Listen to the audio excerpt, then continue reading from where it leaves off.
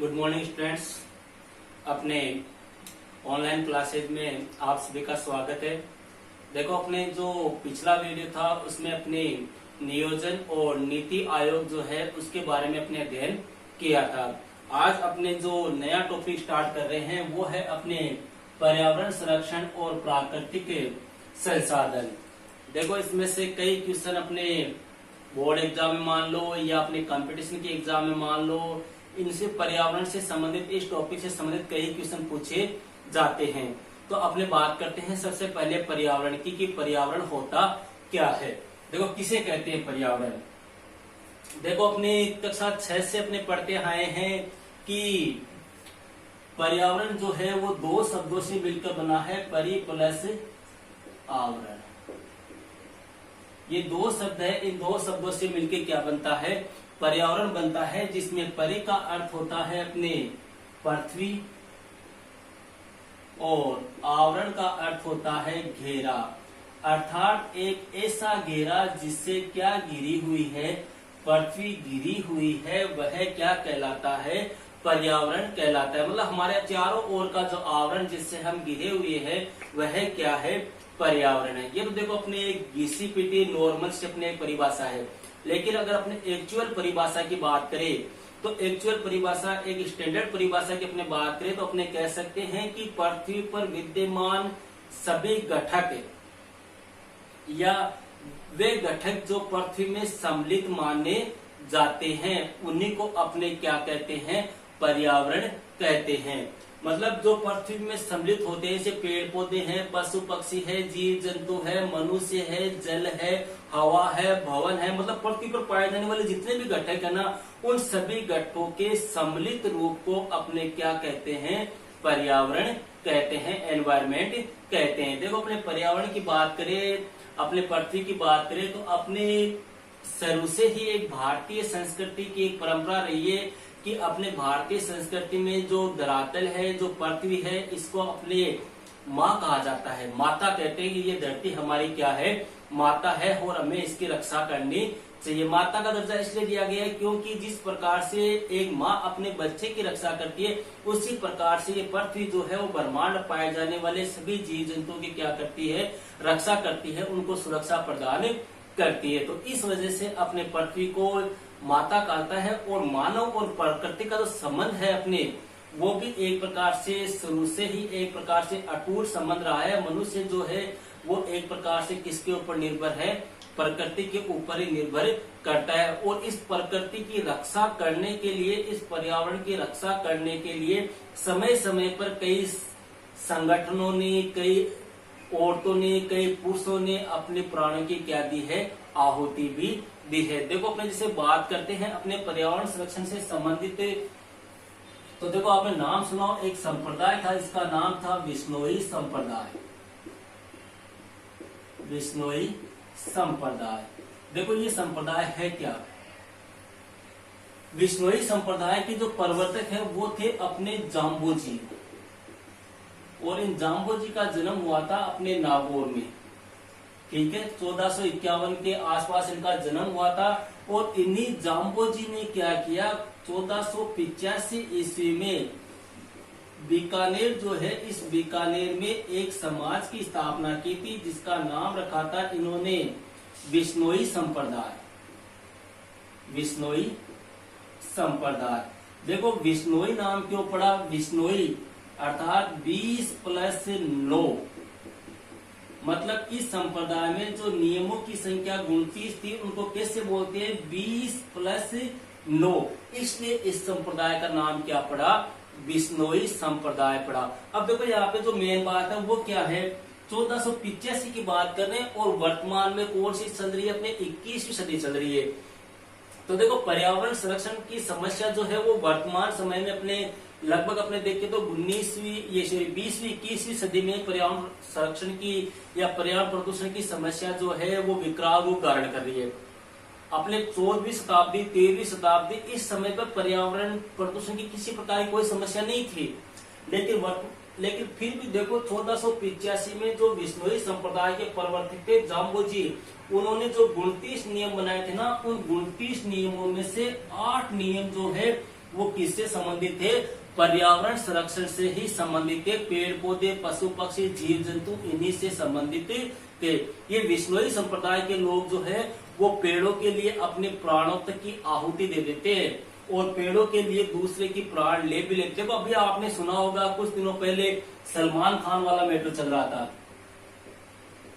सलमान खान जिन्होंने एक हिरण का शिकार किया था, उस हिरण के मामले को लेकर कई बार आपने देखा होगा न्यूज़पेपर में, अपने टीवी के ऊपर कि विश्नोई संप्रदाय के लोग जो है उन्होंने इनके ऊपर केस कराए, इनको जान से मारने की धमकी दी जा रही है। तो कहने का मतलब हो गया कि जितना अपने पर्यावरण के प्रति सचेत विश्नोई संप्रदाय के लोग है ना, उतने अन्य नहीं है।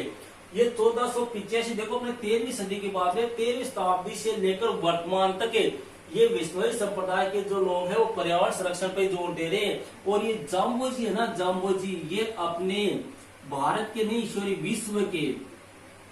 विश्व के सबसे पहले पर्यावरण वैज्ञानिक माने जाते हैं, क्योंकि पर्यावरण संरक्षण की बात करने वाले पहले व्यक्ति जो थे वो कौन थे? जाम्बोजी थे। इन्हें पर्यावरणविद भी कहा जाता है। इसके अलावा देखो अपने बात करें तो अपने नाम सुना हुआ आपने खेजड़ली आंदोलन, ये भी पर्यावरण संरक्षण से संबंधित है। अपने देखो खेजड़ली आंदोलन ये कब हुआ था? 1730 में हुआ था। कहां पर हुआ था? खेजड़ली गांव में हुआ था। और खेजड़ली कहां पर पड़ता है? जोधपुर में। और यहाँ के राजा थे अपने उस समय अभय सिंह। देखो शायद 21 सितंबर 1730 की बात है। अभय सिंह वहां के राजा थे। अभय सिंह जो है वो एक महल का निर्माण कर रहे थे और महल के निर्माण के लिए उनको लकड़ियों की आवश्यकता थी। लकड़ियां क्यों चाहिए थी? जो चूना होता था ना, उस चूने को गलाने के लिए लकड़ियों की आवश्यकता थी। तो अभय सिंह ने आदेश दिया कि जंगलों में जाओ और जंगल से जाकर क्या काट लो? लकड़ियां काट लो। तो अब ऐसा कहते हैं कि इस खेजड़ली गांव में ही एक महिला थी जिसका नाम था अमृता देवी। विश्नोई संप्रदाय की महिला थी। इस अमृता देवी के नेतृत्व में हजारों पुरुष महिलाएं जो है वो किसके चिपक गए? पेड़ों के चारों तरफ लिपट गए। इन्होंने कहा कि हम पेड़ नहीं काटने देंगे। अगर पेड़ काटना है तो आपको पेड़ों के साथ साथ में हमारी गर्दन भी काटनी पड़ेगी। तो वहां के जो अभय सिंह के जो सूबेदार वगैरह थे, सेनापति, सैनिक थे, उन्होंने कहा कि हम पेड़ों के साथ साथ में आपकी गर्दन भी काट देंगे। तब इन्होंने एक पंक्ति कही थी, देखो आप अपने काफी फेमस पंक्ति है कि सिर साटे रुक रहे रूट रहे तो भी सस्ता जान। सिर साटे रुक रहे तो भी सस्ता जान, मतलब सिर कटाने के बाद भी अगर पेड़ सुरक्षित रहता है तो भी हमारे लिए यह एक बहुत फक्र की बात है, गर्व की बात है। कहने का मतलब हो गया कि ये पेड़ों की रक्षा करने के लिए क्या कटाने के लिए तैयार हो गए? अपना सिर कटाने के लिए तैयार हो गए। और ऐसा कहते हैं कि इस खेजड़ली आंदोलन के दौरान अमृता देवी के नेतृत्व में 363 स्त्री पुरुष जो है वो पेड़ों के साथ में क्या कर दिए गए? काट दिए गए। कहने का मतलब यहाँ पे ये है कि आज से 4-5 शताब्दी पहले, जबकि उस समय पर्यावरण प्रदूषण की इतनी कोई समस्या नहीं थी, उस टाइम पे भी लोगों में पर्यावरण संरक्षण के प्रति इतनी चेतना थी। और ये अपने भारत जो है, इस भारत में खास तौर से अपने बात करें तो पर्यावरण संरक्षण के ऊपर सबसे ज्यादा बल दिया जाता है। इसके अलावा देखो अपने उत्तरी भारत की बात कर ले, उत्तरी भारत में चिपको आंदोलन है, पेड़ बचाओ आंदोलन है। अपने सुंदरलाल भोगड़ा के नेतृत्व में जो थे वो आंदोलन भी जो है वो किससे संबंधित है? पर्यावरण संरक्षण से संबंधित है। तो ये कई बार पूछ लेते हैं अपने खेजड़ली आंदोलन कब हुआ था? ये अपने पर्यावरण संरक्षण से संबंधित है, पेड़ पौधों की रक्षा करने से संबंधित है। अब बात करते हैं अपने मेन चैप्टर की।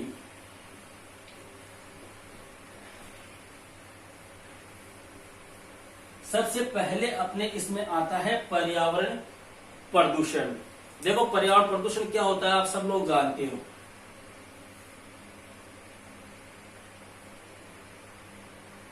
पर्यावरण प्रदूषण के कारण, पर्यावरण प्रदूषण क्या होता है सब जानते हो, छठी कक्षा से अपने पढ़ते आ रहे हैं कि पर्यावरण का क्या हो जाना? दूषित हो जाना, प्रदूषित हो जाना, वही क्या कहलाता है? पर्यावरण प्रदूषण कहलाता है। और इनके कारणों की अगर बात करें तो अपने देखो मोटे मोटे तौर पे अपने जो कारण है वो अपने एक बार देख लेते हैं।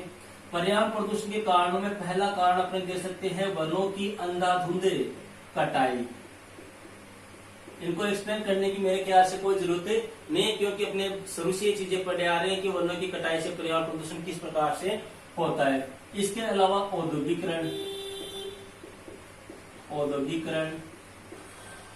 इसके अलावा शहरीकरण की प्रक्रिया। शहरीकरण देखो क्या होता है, शहरीकरण का मतलब हो गया कि गांव के लोगों के द्वारा रोजगार की तलाश में, शिक्षा की तलाश में, बेहतर जीवन शैली की तलाश में गांव को छोड़कर कहां पर आके बस जाना, शहरों में आकर बस जाना, वह क्या कहलाता है, शहरीकरण कहलाता है। अब देखो इससे क्या होगा, गांव के लोग जो है वो शहरों में आके बसेंगे तो शहरों में एक प्रकार से अपने जैसे नए मकान का निर्माण करेंगे तो पेड़ पौधों को काटना पड़ेगा, कारखानों की स्थापना करेंगे, उद्योगों की स्थापना करेंगे तो भी अपने पेड़ पौधों की कटाई होगी, उद्योगों से गंदा पदार्थ निकलेगा, अपशिष्ट पदार्थ निकलेगा, धुआं वगैरह निकलेगा, उससे भी क्या होगा, अपने पर्यावरण प्रदूषण होगा। इसके अलावा देखो अपने जनसंख्या विस्फोट, ये भी एक मेन कारण है। जनसंख्या विस्फोट का मतलब हो गया जनसंख्या में होने वाली अत्यधिक वृद्धि। इसके अलावा उद्योग धंधे, कल कारखाने वगैरह, इनसे निकलने वाला या इनसे उत्सर्जित धुआं और अपशिष्ट पदार्थ।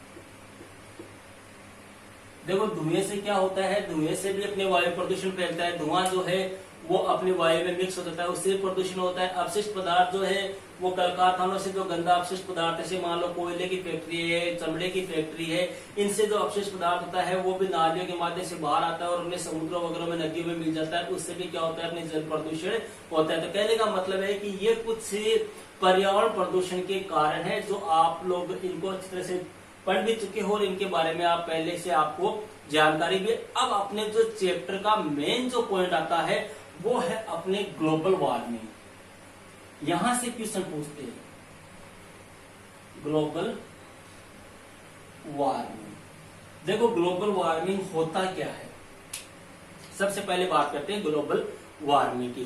देखो इसको ग्लोबल वार्मिंग बोल दो या अपने क्या बोल दे, वैश्विक तापवृद्धि। इसको ग्लोबल वार्मिंग की भी कह सकते हैं या वैश्विक तापवृद्धि भी कह सकते हैं। देखो अपने होता क्या है, अपनी जो पृथ्वी होती है वह पृथ्वी जो है वो किससे उष्मा लेती है, सूर्य से उष्मा लेती है। ये सूर्य की किरणें जो पृथ्वी पर आती है उससे अपने सूर्य को क्या प्राप्त होती है, उष्मा प्राप्त होती है। ये अपना धरातल है, ठीक है। अब ये सूर्य की किरणें पृथ्वी पर आती है, पृथ्वी से टकराती है और परावर्तित होकर पुनः लौट जाती है, जिसको अपने रिफ्लेक्शन की प्रक्रिया कहते हैं। अब देखो इसमें क्या होता है, ये परावर्तित होकर जो पुनः लौटती है तो कुछ किरणें तो लौट जाती है, लेकिन कुछ क्या होती है यही धरातल पर रुक जाती है और धरातल पर एक आवरण का निर्माण कर लेती है। तो ये आवरण का निर्माण कर लेगी तो ये अन्य किरणों को भी ऊपर जाने से क्या करेगी, रोकेगी। इसकी वजह से ये किरणें जो है ये क्या कर देगी, पृथ्वी के टेम्परेचर में क्या कर देगी, वृद्धि कर देगी, पृथ्वी के तापमान में क्या कर देगी, वृद्धि कर देगी। और इससे पृथ्वी जो है वो क्या हो जाएगी, पृथ्वी जो है वो क्या हो जाएगी, गर्म हो जाएगी। जैसे अपने ग्रीन हाउस गैस वाला प्रभाव होता है ना, उस प्रकार से। तो इसमें क्या होता है, देखो ग्लोबल वार्मिंग को अपने वैश्विक तापवृद्धि भी कहते हैं। इसमें क्या होता है, धरती का तापमान जो है वो क्या होता है, उसमें वृद्धि हो जाती है, या अपनी भाषा में कह दे तो उसमें क्या हो जाती है, बढ़ोतरी हो जाती है। और पृथ्वी जो है वो एक गर्म कमरे के समान हो जाती है। पृथ्वी जो है वो एक गर्म कमरे के समान हो जाती है। इसी को अपने ग्लोबल वार्मिंग या वैश्विक तापवृद्धि कहा जाता है। मतलब धरती के तापमान में बढ़ोतरी होना या वृद्धि होना था, पृथ्वी का एक गर्म कमरे के समान हो जाना, वही वैश्विक तापवृद्धि कहलाता है। अब यहाँ पे क्वेश्चन यह आता है कि इस ग्लोबल वार्मिंग की जो प्रक्रिया है या वैश्विक तापवृद्धि की जो प्रक्रिया है, इसके प्रमुख कारण कौन कौन से हैं, ग्लोबल वार्मिंग क्यों होता है, ग्लोबल वार्मिंग की प्रक्रिया के कारण क्या है। तो देखो कारणों की अपनी बात करें कि ग्लोबल वार्मिंग क्यों हो रहा है, तो इसके लिए मुख्य रूप से जिम्मेदार जो है वो क्या है, गैसें है। कुछ ऐसी गैसें होती है जिनसे धरातल सबसे ज्यादा गर्म होता है। उन गैसों की अगर अपने बात करें तो देखो कुछ गैसें हैं जिनसे ग्लोबल वार्मिंग होता है। वह गैसें कौन कौन सी है? सबसे पहले अपने देखे कार्बन डाई ऑक्साइड, इसके अलावा मीथेन, इसके अलावा अपने CFC अर्थात क्लोरो फ्लोरो कार्बन, इसके अलावा अपने जैसे नाइट्रोजन ऑक्साइड। ये कुछ ऐसे गैसें हैं जिनकी वजह से सबसे ज्यादा ग्लोबल वार्मिंग की समस्या होती है। यहाँ पे कई बार क्वेश्चन में पूछाता है, छोटा क्वेश्चन पूछ लेते हैं कि वैश्विक तापवृद्धि के लिए मुख्य रूप से कौन कौन सी गैसें उत्तरदायी है? तो कार्बन डाइऑक्साइड है, क्लोरोफ्लोरोकार्बन है, मीथेन है। ये कुछ ऐसे गैसें हैं जो किसके लिए उत्तरदायी है? ग्लोबल वार्मिंग के लिए उत्तरदायी है। इसके अलावा देखो दूसरा कारण अपने दे सकते हैं, जो वाहन है, हवाई जहाज है, या अपने जो बिजली के तार होते हैं ना, उन बिजली के तारों को बनाने वाले जो संयंत्र होते हैं, उनके उत्सर्जन से भी क्या होता है? जो बिजली के तार बनाने वाले संयंत्र होते हैं, उनसे जो गैस से उत्सर्जित होती है, वो भी क्या करती है? वैश्विक तापवृद्धि करती है, पृथ्वी को क्या करती है? गर्म करती है। वाहनों से जो धुआं निकलता है वो कैसा होता है? गर्मित होता है। अपने हवाई जहाज से मान लो, या बिजली के तार बनाने वाले जो संयंत्र होते हैं, उनसे भी क्या होती है? गर्म गैस से उत्सर्जित होती है, जिससे क्या होता है? ग्लोबल वार्मिंग की प्रक्रिया होती है। इसके अलावा अपने जैसे वनों की कटाई, वनों की या पेड़ पौधों की कटाई। देखो अपने शुरू से पढ़ते आ रहे हैं कि पेड़ पौधे जो है वो कार्बन डाइऑक्साइड गैस ग्रहण करते हैं और ऑक्सीजन छोड़ते हैं। तो अब अगर पेड़ पौधों की कटाई हो जाएगी, पेड़ पौधों को काटा जाने लग जाएगा, तो अपने धरातल पर ऑक्सीजन की तो क्या हो जाएगी? कमी हो जाएगी, और कार्बन डाइऑक्साइड गैस की क्या हो जाएगी? वृद्धि हो जाएगी। क्यों? क्योंकि पेड़ पौधे अगर नहीं होंगे तो पेड़ पौधे नहीं होने की वजह से क्या होगा कि कार्बन डाइऑक्साइड जो गैस है, उस गैस की मात्रा में क्या होगी? वृद्धि होगी, जिससे वैश्विक तापवृद्धि होती है। अब मेन कारण देखो, मेन कारण है ओजोन परत में छेद।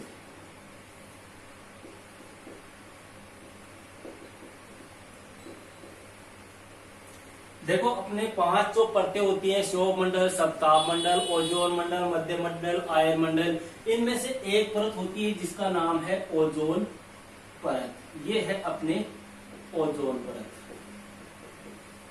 देखो क्या होता है, ये ओजोन परत क्या करती है? जो सूर्य होता है, इस सूर्य से जो पराबैंगनी किरणें आती है, उन पराबैंगनी किरणों को ये ओजोन परत रोक लेती है और हमारी पृथ्वी की क्या करती है?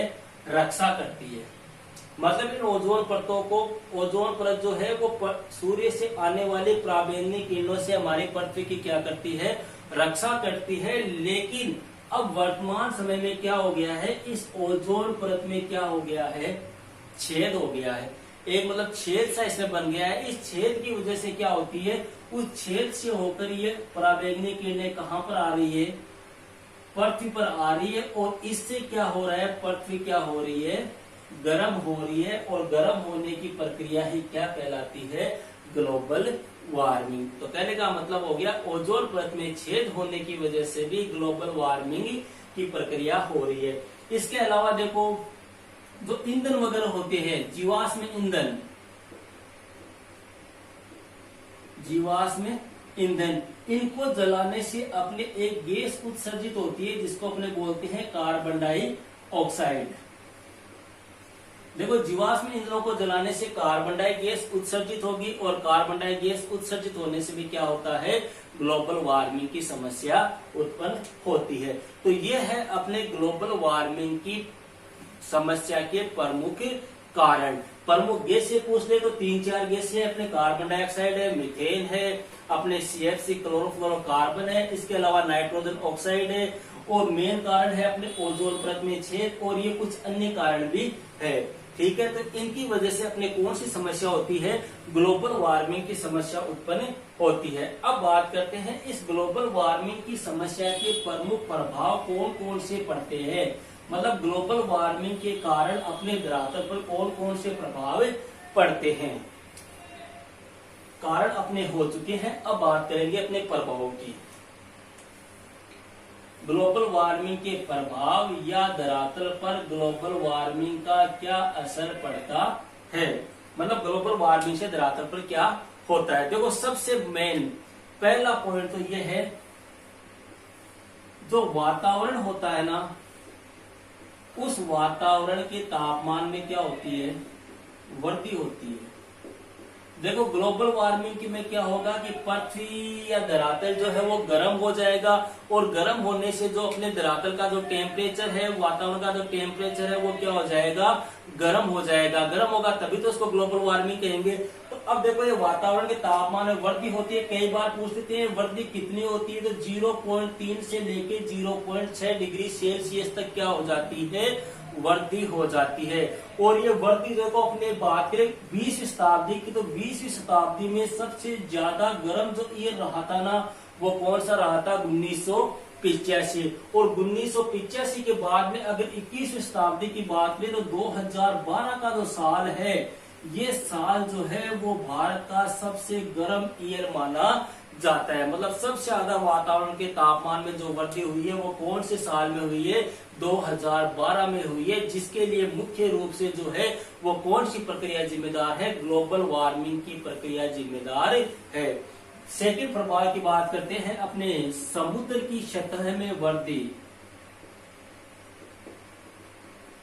समुद्र की सतह में वृद्धि, देखो समुद्र की सतह वृद्धि कैसे, अपने जो समुद्र होता है उसकी जो सतह होती है, उस सतह के ऊपर क्या जमी रहती है, अपने बर्फ रहती है।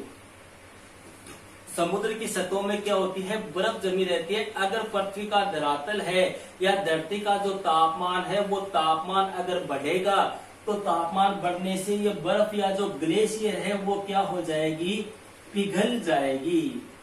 ग्लेशियर जो है वो क्या हो जाएगी, पिघल जाएगी। इसके पिघलने से क्या होगा, समुद्र के पानी में भी वृद्धि हो जाएगी।